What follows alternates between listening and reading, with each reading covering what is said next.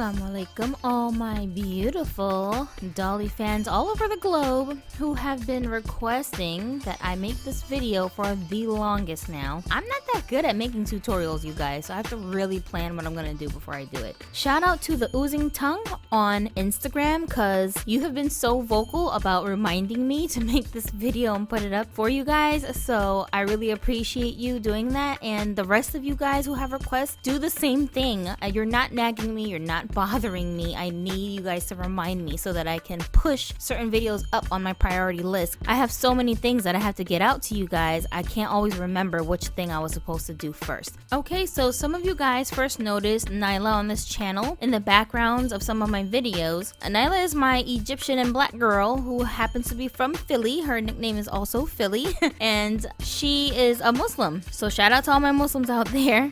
I constantly keep this doll wrapped in her hijab, and she dresses modestly, so most of her body stays covered. Therefore, to keep with her authentic look, I am not going to take her hijab off to show you what I'm doing, but basically we're gonna recreate her hijab look. And this is for those of you who want to add Muslim characters to your doll dioramas, for those of you who just want some variety and diversity in your dolls and you're like kind of tired of the same old thing. You don't have to be a Muslim to enjoy having a Muslim doll character in your doll stash. And then also for you Muslims who want a doll that represents you or looks like you but are not able to find that in a store, here's a very easy way for you to recreate that in your own collection. So right now I'm going to show you guys a couple of ways to create a hijab look for your Muslim dolls. If Nyla was a real person, she would not take her hijab off in public, so because I can't take it off, I'm just going to use her friends to be our models today. So we're going to use Enid and Jackson as our guinea pigs, and I'm going to show you guys how to create these looks for a doll that has short hair and long hair. Okay,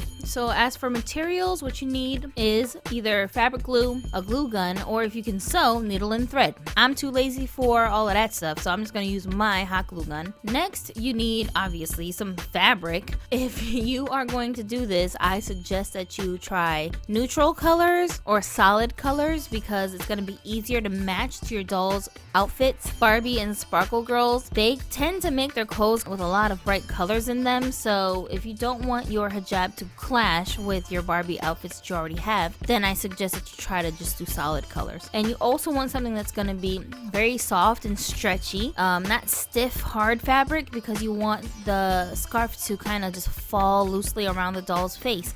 So that's a lot easier to do when you're using stretchy fabrics. So I'm going to use a variety of fabrics for mine, some soft, like stretchy jersey type material, and also like chiffon.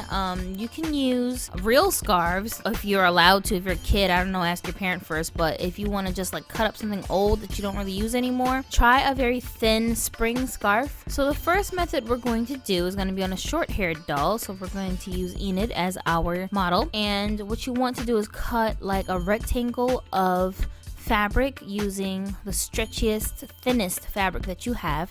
This is going to be your underscarf, so we're actually going to layer two pieces on top of each other. Cut that into a rectangle, and you want the rectangle to be large enough for you to fit a part of it around the doll's face. And then you're gonna just like measure around the circumference of her head to make sure that there's an opening that's large enough for her head to fit inside. Now make sure that you have the stretchiest part of the fabric up against her head, because if it's stretching in the opposite way, when you go to slide this onto the doll's head, you're gonna have problems. So just make sure that the fabric is stretching around the doll's actual face. Now on screen, you're gonna see me doing this with the scarf over her head, and then I'm gonna be tying it under her head. The reason why I'm doing it both ways is to just show you guys how much of the fabric actually is going to fit around her face, and that there's like a bunch left over. So that leftover part, we're going to cut off some of that. But I'm just letting you know that the rectangle itself is much larger than what I actually need, but that's to make sure that I have enough fabric to do what I'm trying to do here. Once I figured out how much fabric I need to wrap around her face, I'm going to lay the fabric down flat and kind of position it in a way so that from the point where her head was measured down to the end of the fabric, it's like a diagonal line. So ultimately I'm going to end up with something very similar to a trapezoid shape. I'm going to cut that extra part off in a little bit. Don't forget to include a seam allowance when you cut this part off, because if you're sewing, you want to make sure that you have enough fabric to sew, so when you like flip it inside out, you don't have too tight of a scarf that's not gonna fit on the doll's head correctly. So just keep that in mind. It's better to make it too big and then make adjustments later than make it too small. So now that I've snipped off the excess part that I don't need, I have a choice here where I can fold down part of the hemline where her face is gonna be touching it to kind of give it like a nice clean edge. And I can just either sew that part down or glue that part down. But if you're not that concerned about that and you don't have too rough of an edge, you might not really need to do that. So just keep that in mind. And for the purpose of time, I'm going to just skip that part here in the video. I'm not gonna hem my edges. So next, I'm going to flip the fabric so that the good sides are touching each other. Line it back up, and then I'm going to put some glue along the edge to close up the seam. And this part where I'm putting the glue is where you guys who like to sew would be sewing this shut. Okay, so I chose not to glue all the way down because I wasn't sure if I was going to end up snipping off some of the excess fabric if it's too long, but I glued it down most of the way, and I'm going to flip it inside out now, and let's just pretend I did a really excellent job of gluing, but really I didn't. There's like a lot of little spots where I didn't glue it shut properly, but that's not a big deal because you can't even really see all of that stuff when the hijab is complete. The most important part is to make sure that you glue the top of that seam correctly. The opening where you fitted it around the doll's head, that's the part that you want to make sure it's shut tight. Okay, so now you have this really bizarre looking tube, and you're just going to slide this thing onto your doll's head with the wider end going on first. And you want the seam to be facing you, facing the front of the doll's face. Okay, so if your doll has short hair, you're going to tie that hair up into a ponytail before you do this, or brush it down as flat as you can to her head. Once you have this tube over her shoulders, you're gonna pull the back part up over her face like a hood. As you go, try to tuck her hair in so that it's not sticking out all over the place. And as you bring the scarf over towards her forehead, what you're gonna try to do is push all of her bangs and hairs in the front into the scarf so that you cannot see it. The whole point of the hijab is to cover your hair. So if you can see your hair, then you probably aren't doing it right. In real life, I've seen women, dependent on what part of the world they live in, sometimes do their hijabs where you can see a little bit of the front of their hairline. That's really like a cultural thing. Religiously speaking, I don't think you're supposed to show any of your hair. As I do this with Nyla, I try to stick to that as much as possible. You know, it's up to you guys if you want to show a little bit of hair or you want to just cover up the whole hair altogether to keep it as authentic as possible. Once you've got the fabric over her head, you want to maneuver the front of it so that it's like a tight fit over her face. You're gonna tuck it under her chin. You're going to fold over pieces on the sides so that it's like laying flat to her forehead, and then you can tuck in parts of the hijab behind her earring. If she's got on earrings, that will make it a lot easier. Or if you can maneuver it around the doll's ears, then you could do that too, but you're gonna have to do it in such a way that you're covering the ear at the same time.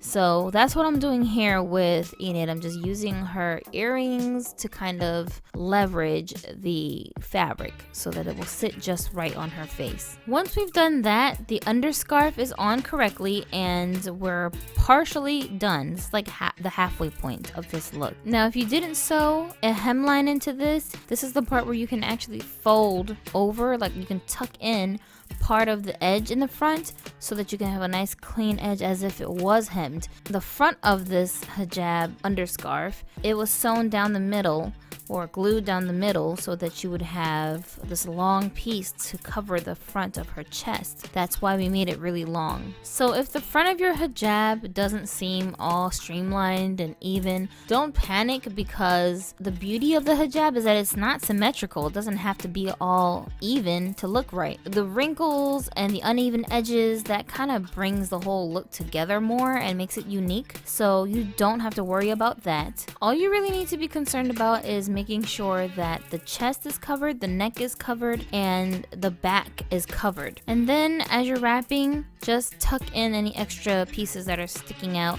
to give it a nice clean look. Okay, so at this stage, if all the stuff we just did was pretty overwhelming and you're like, oh my gosh, okay, that's enough, you're literally done. You can go with this and just have your hijab look complete, and you don't even have to watch the rest of this video. You're done. Only thing, of course, her outfit is way too skimpy to pass for an authentic Muslim girl's outfit. Give her some long sleeves and you should be fine. So yay, tutorial over. If you want to have a little bit more advanced look, then you can keep going, and that's what we're gonna get into next. So you can try something like this. If you already have a pre-cut scarf or something for your dolls that you don't really do anything with, then you could use them for hijab looks. So this was a scarf that came with a Sparkle Girls doll, I think. I use this to wrap hijabs all the time, so I'll just give you a demonstration of what I do. Okay, so I'm not doing this as neatly as I normally would, but you basically start with most of the scarf over on one side of her head and then a little bit on the other side, and then you try to hold the edges down as you're wrapping so that it's nice and tight. Tuck in the excess piece on the side and you're pretty much done. With this look, I would want for the front part to be a little bit tighter and like closer to the head, but because I kind of rushed through it, it's not gonna look like that here. So I've cut a huge rectangle out of some chiffon fabric, and I decided to use the edges that look kind of frayed for this hijab look. The size of it is about twice the width of the doll, and it's almost as long as the doll. It's a little bit longer, but so I'm just letting you know that you do need quite a large piece in order to play around with this look and have the freedom of moving the fabric around. So I'm gonna fold this scarf in such a way that the fringe part that I want showing is down a little bit lower than the rough edges that I don't want showing. And then I'm gonna flip it around, place it behind the doll with about 2/3 of the fabric on one side of her head and about 1/3 of it on the other side. And then I'm just going to lay the fabric over her head. A little bit of the underscarf can show or not, depending on how you want to do it. And then you're basically just going to like pinch, fold, twist, and wrap the scarf around the doll's face and shoulders. You're gonna have like wrinkles and twists as you go, and that's fine. Don't worry about that. You want it to be like that. So you just keep doing that until you run out of fabric, and then when you have a little bit left, you're gonna tuck it underneath a part of the fabric that's showing so that it has like a nice seamless look. The thing about this method is that in real life, most hijabis, they will pin parts of their hijab down so that it's not moving around as they're trying to wrap it. If that's easy for you, if you have tiny little pins, then you can use those to wrap into the doll's scarf as you go. Or you can even use tiny little studs of earrings. Use the earrings and the backs of the earrings as pins to close it in. And that way, if it shows, it'll just look like a little decoration. So that might be something you guys might want to do. I've done this many times, so for me, I don't really need a pin. But if it's difficult for you guys to keep it in place while you're doing it, then you might want to try that method. This is why you need soft, malleable fabric that is easy to maneuver and that's going to like relax around the doll, because this would be a lot harder if the fabric was stiff. So as I continue to wrap her, I am going to start to tuck the underscarf's fabric in as well, so that it all kind of blends in and it doesn't look kind of weird because one fabric is hanging out longer than the other fabric. But you just keep doing that and then eventually tuck the excess into itself, into the fabric itself, so that you can't really see it. Depending on whether or not you're playing with the dolls or just displaying them this way, it may be wise for you to actually pin or tie down the parts in the back that are sticking out instead of just tucking them in, because if you're gonna play with them, then they're gonna move around. So Enid's hijab is now complete. However, she needs to be redressed, so we're gonna have her sit over here and wait with Nyla until it's her turn to get redressed.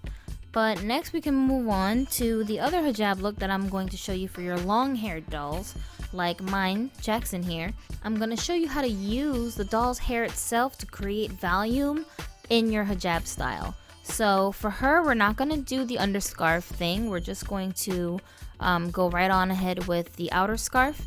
And first you want to make sure that your doll's hair is tied into a bun. The bun can be big, small, messy, whatever, but you just want to make sure that its placement is kind of like right in the back of her head, not on top of her head like a high bun. Once I've done that, I'm gonna cut another piece of fabric for her, and it's gonna be the same type of rectangle deal that we had with the other doll. Just a large rectangle. This style reminds me a lot of what I see like the African Muslim women doing, where they create these big voluminous looks with their scarves. So we do the same thing where we bring over the scarf with 1/3 of it on one side, 2/3 of it on the other side over her head, and then as you're pulling it over her head, you're just gonna like pull, fold, tuck some of the parts at the front so that it's laying flat to her forehead as much as possible. Make sure you're pulling tight as you twist and turn the fabric on the doll, and you're just going to bring the fabric around to the back of her head and twist around her bun so that it's very tight. So then you're gonna keep twisting as you bring over all the fabric to one side of her shoulder, like a side ponytail almost. Now you can let go of some of it and just grab the most outer layer and pull it around and underneath her chin as tight as you can, and then just wrap it around her shoulders. Again, this is why you need to use stretchy fabric, because it makes it so much easier to do this when your fabric can move. And then you're going to just tuck in any excess from the one side into the front of the hijab. Now if you need to, just adjust the front of it so that her ears and her hairline and everything is covered up as even as you can get it. That's pretty much it. I love this look because the twists and the wrinkles make it look very intricate, even though it's only one piece and very, very simple design. Now I am going to show you guys how to embellish their hijabs a little bit if you want to get even more fancy with it. But before we do that, I think they need to have a wardrobe change because their outfits are very inappropriate for this hijab look. Here's one of my Sparkle Girls dresses that I love to use for my hijabi doll, and it's very long. It covers up your ankles and your knees, so the length of it is perfect. The only thing about it is it has no sleeves, so we have to get a little creative with that. But I'm gonna put this on Enid here, and it fits her very well despite her curvy shape, so that is pretty amazing. And now because her arms are showing, we're gonna have to cover that up, so I'm just gonna put a pastel knitted sweater over her to cover up her arms. I have seen some real life Muslim women wear 3/4 sleeve shirts, and I was under the impression that your shirt had to reach down to your like wrists and cover up your wrists. I don't know for sure because culturally people will do different things in different nations, even though religiously they're not necessarily supposed to. But because Muslims aren't supposed to judge each other, like they're not gonna, you know, hang it over your head if you're showing some of your wrists. You know what I'm saying? So you guys who know more than I do, leave it in the comments. How long does your sleeves have to be if you are properly covered up with hijab? For now, because I'm not sure, I'm going to let her get away with it. Now with Nyla, because Nyla is more religious than my other Muslim dolls. Yeah, you guys didn't know I had other Muslim dolls, right? She does cover her wrists and her ankles as much as she can, so you're not gonna see her that much wearing stuff where her arms are showing at all, really. I think her look is pretty complete this way. Yeah, now that I'm looking at her, she actually reminds me a lot of an Egyptian teacher I once had in high school who was all covered up like this, and she looked a lot like Enid. So this is kind of interesting to see my doll all wrapped up like that. So now here's Jackson, and she's in a another sweater like the one that Enid had, but it's a different color.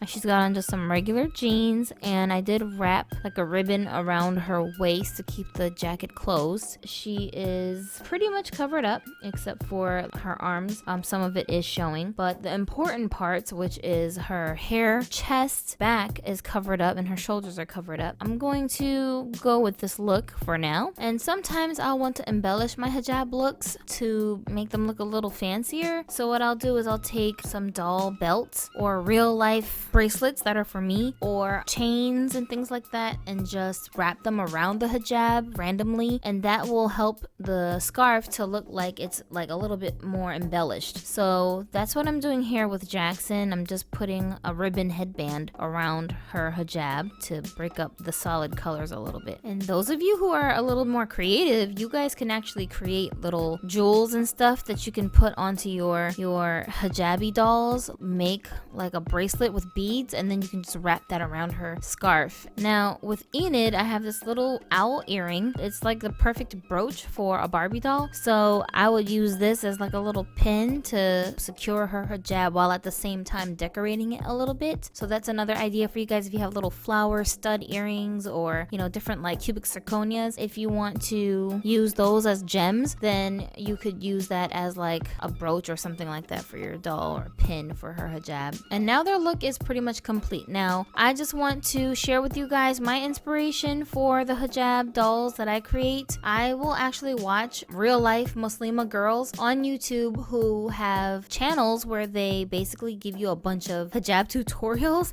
and there's like thousands of looks that these girls will do with something as simple as a scarf. So it's really wonderful to watch them create these looks, and they're covering themselves but at the same time beautifying themselves. It's kind of like crazy how that works out, but you don't always have to show every part of your body in order to be sexy or beautiful. So I really love that these girls have turned modesty into a fashion statement, and you can find that right here on YouTube if you didn't already know about that. So go and check out some of those videos that I've linked in the description bar to get inspired on how to create hijab looks for your dolls if you want to try something different than what I've shown you guys here, because that's where I get my ideas from. I just watch what they do and then I'll try to duplicate that for my dolls. And I'm so glad that you guys tuned in. I hope that all of you who were waiting for me to make this video have been satisfied in your curiosity of how to create these looks. There are a lot of other ways to do this too, but I just tried to pick the two simple ways that I do it to show you guys, and maybe down the road if you want more looks, I'll give you guys some more looks. But that's pretty much all I have for you today. Also, while we're at it, for those of you guys who are like into dioramas and stuff, I created a prayer mat for Nyla. Basically, I wanted her on a made to move body so she would have maximum posability, so she can actually get into her prayer positions. Now that she's on a made to move body, she can actually pose that way. You know, I could take pictures of her or video or whatever in those positions without worrying about her joints not being able to handle it. I thought that would be a good tip for those of you who do want to duplicate that in your play or your dioramas. You can put your dolls on made to move bodies to get that kind of flexibility so that she can pray. And let me know if you guys need a tutorial on the prayer mats. I mean, it's kind of simple, but I don't know, some of you guys still want tutorials anyway. So I'll try to see if I can get around to doing that if